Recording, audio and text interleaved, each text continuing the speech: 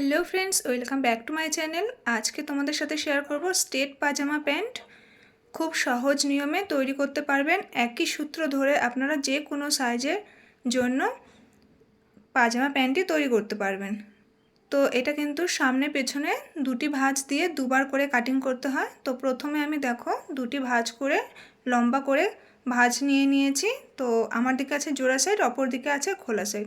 যে কোনো দিক থেকে আপনারা কাটিং করতে পারবেন, ঠিক আছে। তো প্রথমে দেখুন ওপর থেকে আমাদের 2 ইঞ্চি ছেড়ে নিতে হবে এখানে বেল্ট বা দড়ি পরানোর জন্য। তো এবার দাগটিকে স্ট্রেট করে টেনে নিলাম। এরপর এখান থেকে দাগের পর থেকে আমাদের ঝুলের মাপ নিয়ে নিতে হবে। তো ঝুল আছে আমার এখানে টোটাল 34 ইঞ্চি। তো আমি 34 ইঞ্চি নিয়ে নিলাম।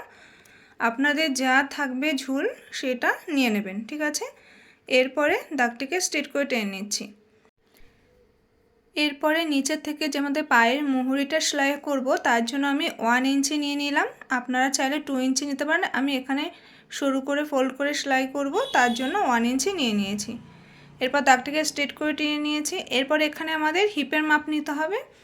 তো হিপ আছে আমার এখানে 38 ইঞ্চি, তাকে 4 দিয়ে ভাগ করলে হয়েছে 9.5 ইঞ্চি। আরও 1 ইঞ্চি এক্সট্রা নিয়ে নেব, তাহলে টোটাল হয়েছে 10.5 ইঞ্চি। এরপরে হাইয়ের মাপ নেব। তো আমাদের হিপ যা ছিল তাকে 4 দিয়ে ভাগ করলে হচ্ছে 9.5, তার সাথে আরও 2 ইঞ্চি এক্সট্রা আমি নিয়ে নিলাম হাইয়ের জন্য, ঠিক আছে।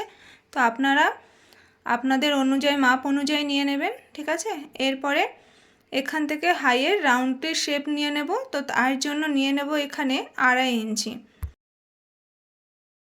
এখানে এখন রাউন্ড শেপ করে নেব। এরপরে দেখুন এখানে আমার টোটাল কত হয়েছে, হাই থেকে এখানে টোটাল হয়েছে 13 ইঞ্চি, ঠিক আছে। এরপরে এর অর্ধেকটা করে নেব। তো এখানে একটি পয়েন্ট করে দিয়েছি। এরপরে দাগটিকে প্রথমে স্ট্রেট করে টেনে নেব।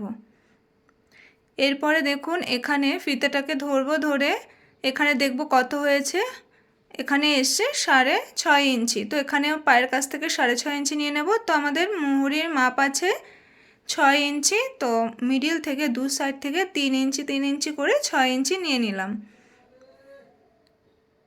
এরপরে এই দাগ থেকে এই দাগ পর্যন্ত মিলিয়ে নেব।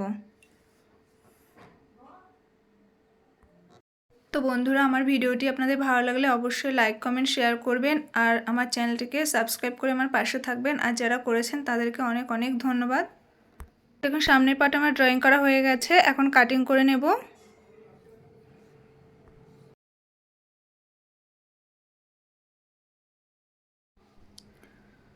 তো দেখুন এই সাইড থেকে যে আমাদের জোড়াটা পড়েছে এই জোড়াটা আমাদের কেটে নিতে হবে। তোমাদের ফ্রন্ট পার্ট কাটিং করা হয়ে গেছে, এখন আমাদের ব্যাক পার্ট কাটিং করতে হবে। তো একই রকমভাবে কিন্তু আমাদের কাপড়টিকে দুটি ভাঁজ করে নিতে হবে।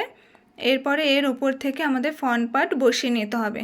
তো আমাদের ওপর থেকে কিন্তু কিছুটা ফাঁকা রেখে তারপরে, কারণ ওপর থেকে আমাদের এক্সট্রা কাপড় নিতে হবে। তো আমরা নিচ থেকে ফ্রন্ট পার্ট বসিয়ে উপর দিকে আমাদের বাড়তি কাপড় রেখে দেবো, ঠিক আছে। এরপরে দেখুন এখান থেকে আমরা হাইয়ের মাপ নিয়েছিলাম 2.5 ইঞ্চি। তো এখান থেকে আমি 2.5 ইঞ্চি এক্সট্রা নিয়ে দাগটি কেটে নেব।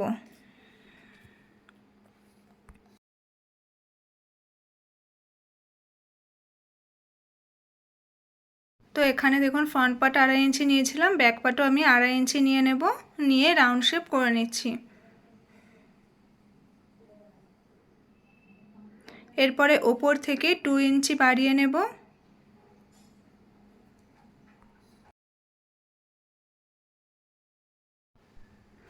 এখন দাগটিকে এইভাবে কোণ করে টেনে নেব।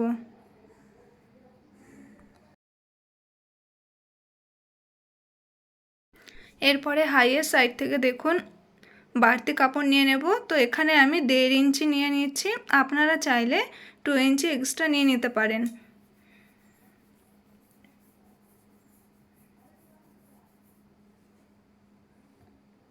এরপরে দাগটি এভাবে মিলিয়ে নেব।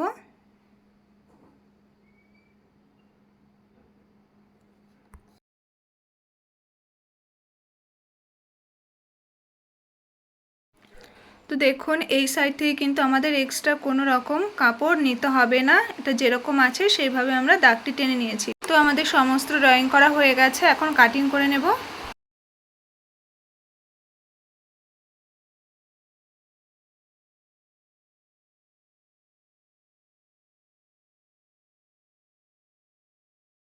তো এই জোড়া সাইডটিও আমি কেটে নিচ্ছি।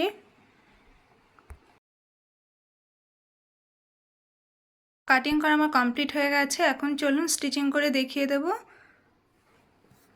তো দেখুন এই যে সামনের পার্ট, এটা হচ্ছে আমার সামনের পার্ট। তো সামনের পার্ট হাইয়ের দিক থেকে সেলাই করতে হবে, পেছন পার্টে হাইয়ের দিক থেকে প্রথমে সেলাই করে নিতে হবে, ঠিক আছে? তো চলুন সেলাইটি দেখিয়ে দিচ্ছি। তো প্রথমে আমি সামনের পার্ট সেলাই করে নিয়েছি। তো প্রথমে হাইয়ের দিক থেকে কিন্তু আমাদের সেলাইটি করে নিতে হবে। তো 1/2 ইঞ্চির মতো আমি কাপড় ছেড়ে নিয়ে সাইড থেকে তারপরে সেলাইটি করে নিয়েছি। আর সবসময় চাইবেন দুটো করে সেলাই দেওয়ার জন্য, তাহলে কি হয়, সেলাইটি আমাদের মজবুত হয়, ঠিক আছে? তো সামনের পাশ সেলাইটি হয়ে গেছে। একই রকমভাবে পেছনের পাটটাও আমি সেলাই করে নেব।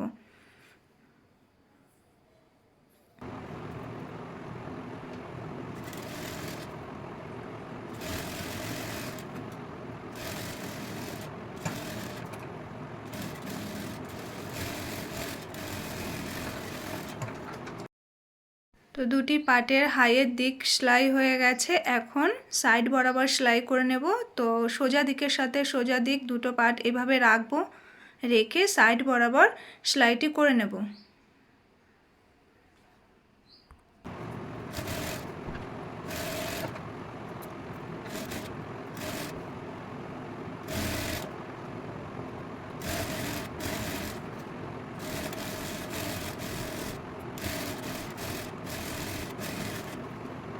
তো একটি সাইড আমার সেলাই হয়ে গেছে। একই রকমভাবে অপর সাইডটিও সেলাই করে নিতে হবে এভাবে।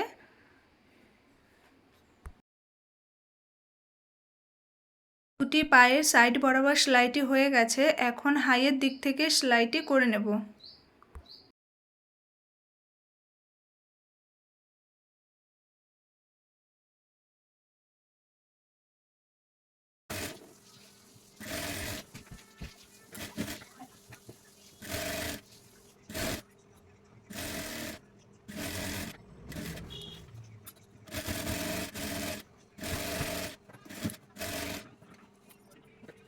হাইয়ের দিকে সেলাইগুলো দেওয়া হয়ে গেছে। এখন পায়ের মুহুরি সেলাই করে নেব। তো 1/2 ইঞ্চি করে 1 ইঞ্চি ভাঁজ করে তারপর সেলাইটি করে নেব।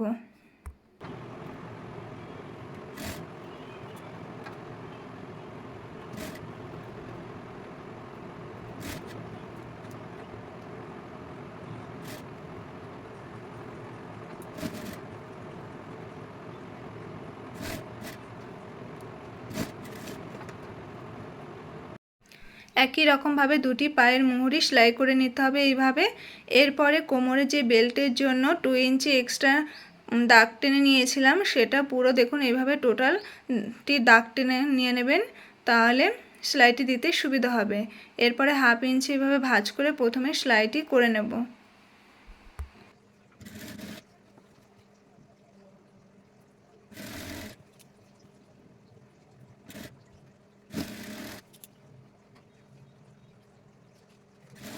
তো এখানে দেখুন আমাদের যে পেছনের পাটে 2 ইঞ্চি এক্সট্রা কাপড় নিতে হয়েছিল, সেটা কিন্তু এখানে একটু সেলাইটি দিতে সমস্যা হয়। এখানে কাপড়টা যেহেতু এখানে বাড়তি কাপড়, তো এখানে একটু কুচি দিলে আর কোনো সমস্যা হয় না। এখানে একটা কুচি দিয়ে নিলে কোনো সমস্যা হবে না। তো দেখুন এইভাবে সেলাইটি করে নিচ্ছি।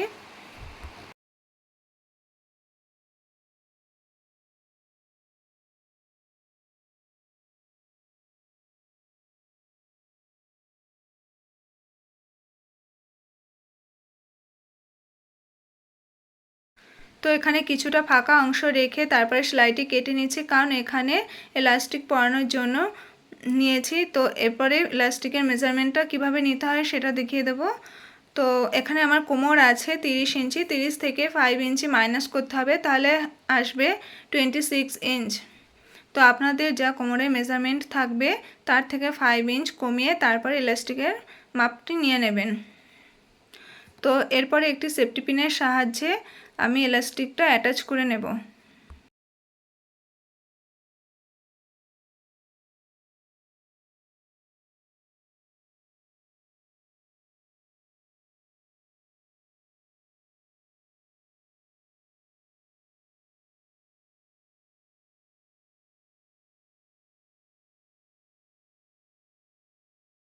এখানে আমার এলাস্টিকটা পরানো হয়ে গেছে। এখন দেখুন এইভাবে এলাস্টিকটা জয়েন্ট করে নিতে হবে।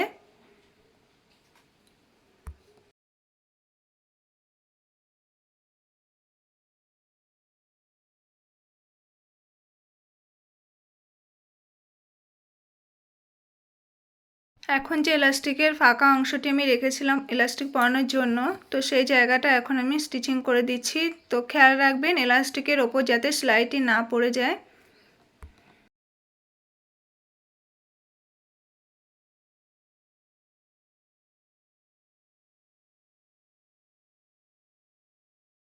সেলাইটি দেওয়া আমার হয়ে গেছে। এখন এলাস্টিকের সাথে কুচিগুলো সুন্দর করে সেট করে নিয়ে এরপরে মিডিল থেকে একটি সেলাই দিয়ে নেব। তো দেখুন সেলাইটি আমরা দেওয়ার সময় এলাস্টিকটা এভাবে টেনে টেনে আমাদের কিন্তু সেলাইটি দিয়ে নিতে হবে, নয়তো কুচির ওপরে যদি সেলাইটি পড়ে যায় তাহলে স্ট্রেচেবল হবে না, মানে প্যান্টটি পরার সময় টাইট হয়ে আটকে আসবে। ঠিক আছে, তো এইভাবে টেনে টেনে আমাদের সেলাইটি দিতে হবে। তো আমার সেলাইটি দেওয়া হয়ে গেছে। তো দেখুন কত সুন্দর স্ট্রেচেবল হচ্ছে। আমার পারফেক্ট তৈরি করা হয়ে গেছে। এরপরে লুকটা দেখিয়ে দিচ্ছি। তো আজকের ভিডিওটি বন্ধুরা এই পর্যন্তই ছিল।